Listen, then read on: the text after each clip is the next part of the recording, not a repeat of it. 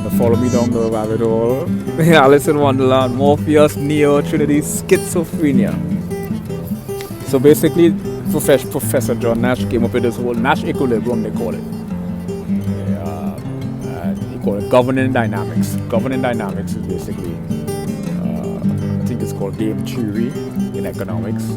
And his whole idea of Nash equilibrium, governing dynamics, was sort of like a paradigm shift in economics.